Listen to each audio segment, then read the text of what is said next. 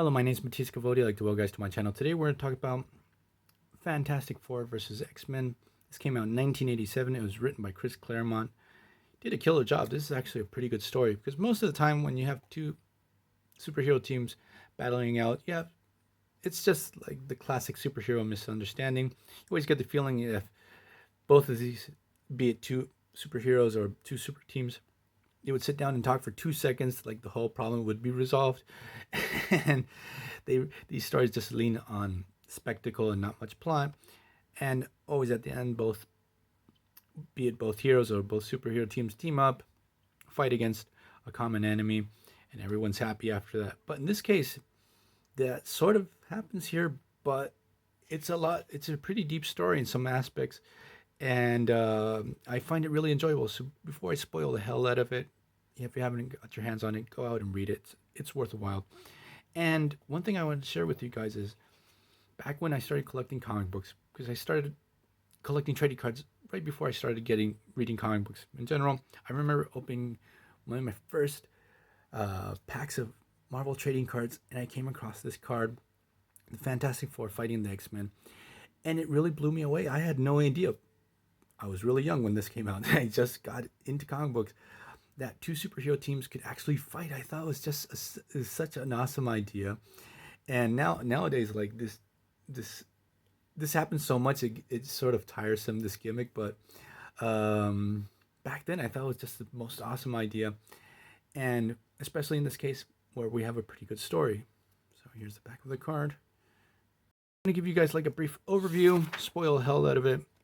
If you've been warned, I'm gonna super spoil this, but also this story is more focused on the Fantastic Four than on the X-Men. Stuff happens and you do get a lot of development with the X-Men, but it leans heavily on the Fantastic Four, this particular story. And this takes place immediately after the Mutant Massacre story arc of the X-Men. So Nightcrawler is out of commission. He was almost killed in that battle. Colossus 2. Shadowcat, her powers are sort of gone crazy. She's like sort of phasing out of reality. Her powers are killing her. So what happens in the story is Magneto, in a desperate attempt to help Kitty, goes to the Fantastic Four, asks Reed Richards for help because he found out he's created a device that might save her life. While this happens, a journal pops up in the Fantastic Four's house. It was actually in a crate that had arrived with a bunch of Reed's old stuff. And in this journal, like super summarizing it, is that Sue Richards discovers that Reed actually, when they went out into space and flew into this cosmic rays, Reed Richards did this on purpose and put everyone's life in danger, and all the ethical questions about doing something like that. Like, it's pretty well explained why he did it, and this leads to conflict with his teammates and trust in himself as a like he's really worried of abilities.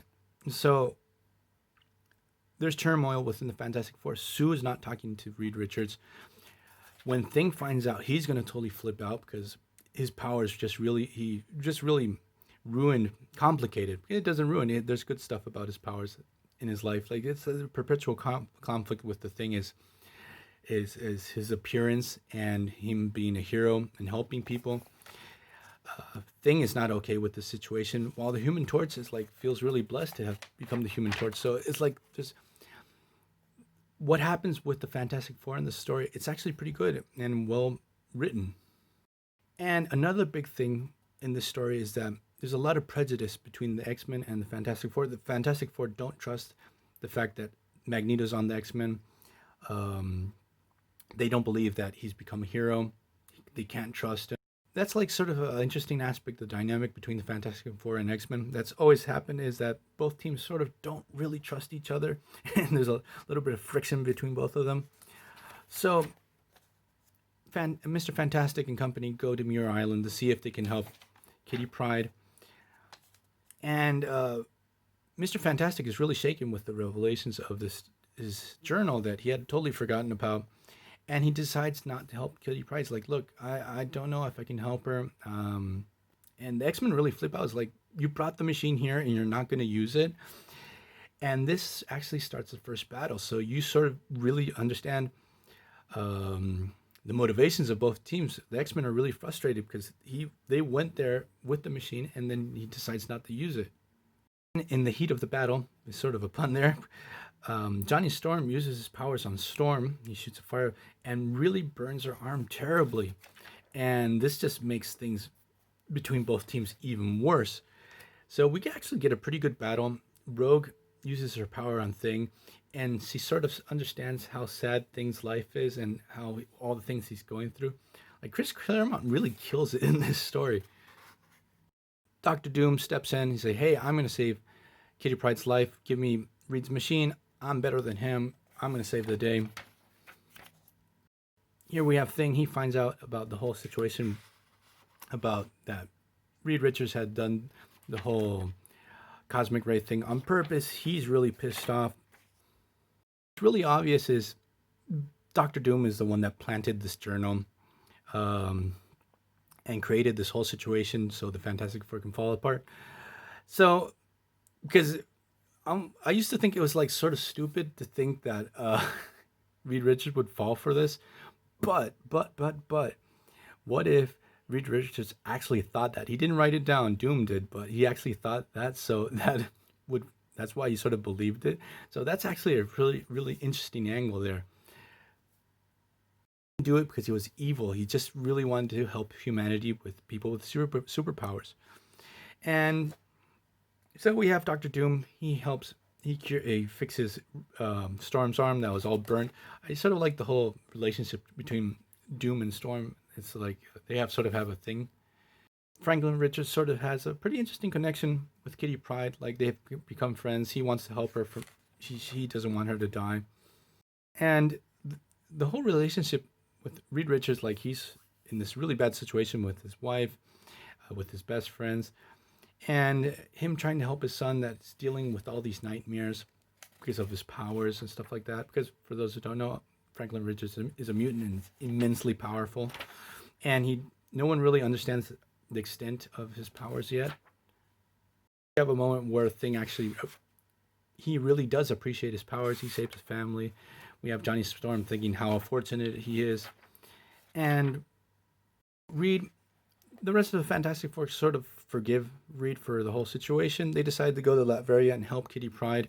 When they arrive, we get a second battle between both superhero teams. It's not as good as the first one.